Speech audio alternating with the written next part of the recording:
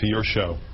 If you don't understand that the bank's incentive is to lend as much money as possible without any repercussions, because the only way they make money is with lots of lending or gambling, effectively, and everybody else's incentive is to try not to get screwed, and yet the Congress is feeding the money to those who have a directly adverse incentive. They make money by screwing over pensioners and borrowers, and our Congress is making that more possible, not less possible. How did we find ourselves in this situation? Well, I think the fundamental problem is campaign finance reform. I'm not trying to change the subject here, but I do want to point out that we wouldn't have this problem except for the fact that lobbyists hand out $5,000 checks.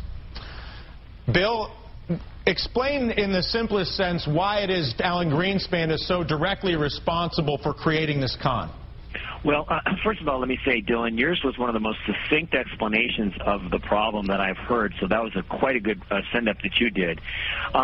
Because Greenspan is ultimately responsible because he was the one who put rates at a level that was too low and then refused in the face of all evidence to do anything to try to retard the potential for an asset bubble. He was in denial about the equity bubble and then turned around and created the the credit/housing bubble, and to this day refuses to accept any responsibility for it. When prices are held at an artificially too low of level, by putting too much money in the system, that money seeks its way out into other places, and and it will end up creating a bubble. And the more leverage used in the bubble, the more dangerous it becomes.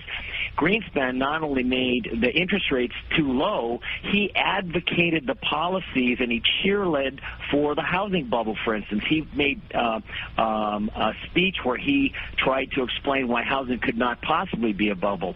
So it was not just his conduct of monetary policy, it was the speeches he made, and he was held in such high regard, other people adopted his behavior and his philosophies. Congressman Grayson, you mentioned campaign finance reform and the need to get the lobbyists out because the bank lobbyists, $344 million, a cut of the action on the con goes to Congress.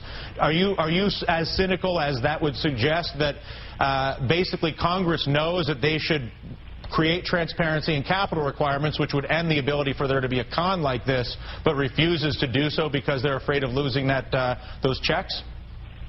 I think it's worse than that, actually. We lived through an economic disaster, and now we're slowly recovering from it. We lost 20% of our national wealth in 18 months, the last 18 months of the Bush administration, and housing topped out 3.5 years ago, not just in Florida, but around the country. And nobody has been held responsible, not Alan Greenspan, not anybody else. In Japan, they have a way different solution to these kinds of problems.